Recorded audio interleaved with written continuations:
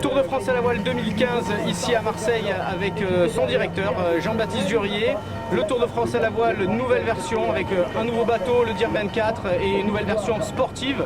Jean-Baptiste, est-ce que tu peux nous en dire un peu plus sur ce nouveau Tour de France à la voile?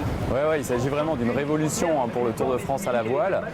En 38 ans d'histoire, c'est la première fois qu'un multicoque est le support officiel de l'épreuve. Alors évidemment, on est sur un bateau un peu plus fun, un peu plus rapide, un peu plus spectaculaire que les monocoques précédents. Et puis surtout qui permet de venir régater au plus proche des gens, au plus proche des plages, au plus proche des digues qui peuvent nous servir de tribune naturelle. Et on voit derrière nous les bateaux qui terminent une manche de stade nautique. C'est absolument fabuleux et un spectacle qu'on essaye d'amener au plus proche du grand public.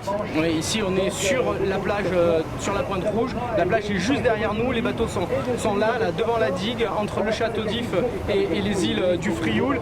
Il y a du monde, soleil magnifique. Alors on est sur un stade nautique avec des régates qui se font en rang comme sur les Jeux Olympiques, voilà, avec une sélection et avec une finale à la fin. Explique-nous un peu plus avec ces Dir 24. Voilà. Ouais, exactement. L'idée en fait c'est d'avoir des parcours très courts. Chaque course dure une quinzaine de minutes et évidemment le pendant de tout ça c'est qu'il faut faire deux groupes parce que ça serait beaucoup trop dangereux d'envoyer 28 Diam 24 sur des parcours qui font à peu près 0,7 000 nautiques. Donc on a privilégié le côté spectacle, le fait d'être proche du public et des spectateurs, et donc on a effectivement deux groupes.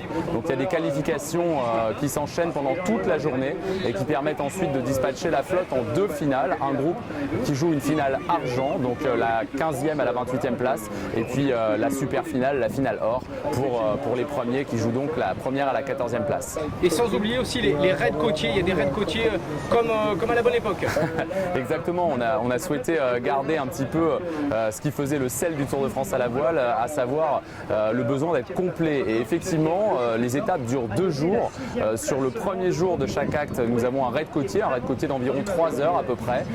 Nicolas Béranger disait que c'était un peu comme les étapes de ralliement, mais en beaucoup plus dense, mais on a toujours les effets de courant, les effets de marée quand il y en a, les effets de site. Et puis le deuxième jour, les stades nautiques.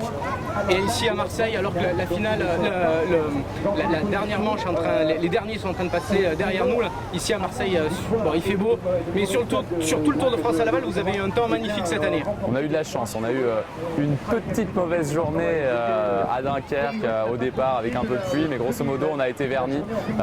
Voilà, on est très contents, c'est un magnifique Tour de France à la voile qui va s'achever dans quelques jours à Nice. Et oui, ici à Marseille, un petit Mistral, on change pas quoi. Eh ben, ça nous va bien. Super, merci beaucoup Jean-Baptiste et bonne fin de Tour de France à la voile à Nice après Marseille.